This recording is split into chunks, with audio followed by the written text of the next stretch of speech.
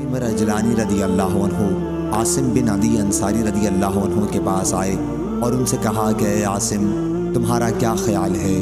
اگر کوئی اپنی بیوی کے ساتھ کسی غیر کو دیکھے تو کیا اسے وہ قتل کر سکتا ہے؟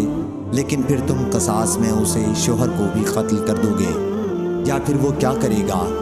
عاصم، میرے لیے یہ مسئلہ آپ رسول اللہ صلی اللہ علیہ وسلم سے پوچھ دیجئے۔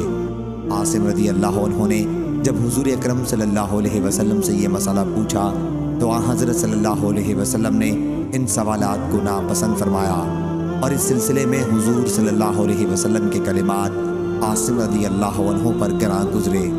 اور جب وہ واپس اپنے گھر آئے تو عویمر نے آ کر ان سے پوچھا کہ بتائیے آپ سے حضور اکرم صلی اللہ علیہ وسلم نے کیا فرمایا؟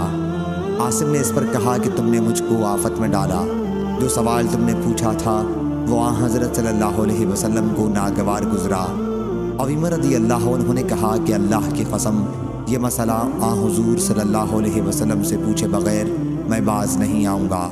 چنانچہ وہ روانہ ہوئے اور حضور اکرم صلی اللہ علیہ وسلم کی خدمت میں پہنچے۔ آن حضرت صلی اللہ علیہ وسلم لوگوں کے درمیان میں تشریف رکھتے تھے۔ عویمر رضی اللہ عنہ نے عرض کیا، یا رسول اللہ صلی اللہ علیہ وسلم، اگر کوئی شخص اپنی بیوی کے ساتھ کسی غیر کو پا لیتا ہے تو آپ کا کیا خیال ہے؟ کیا وہ اسے قتل کر دے؟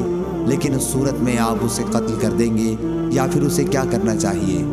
حضور اکرم صلی اللہ علیہ وسلم نے فرمایا، اللہ تعالیٰ نے تمہاری بیوی کے بارے میں وحی نازل کی ہے، اس لیے تم جاؤ اور اپنی بیوی کو بھی ساتھ لاؤ۔ سہل رضی اللہ عنہ نے بیان کیا کہ پھر دونوں میاں بیوی نے لعان کیا۔ لوگوں کے ساتھ میں بھی رسول اللہ صلی اللہ علیہ وسلم کے ساتھ اس وقت موجود تھا۔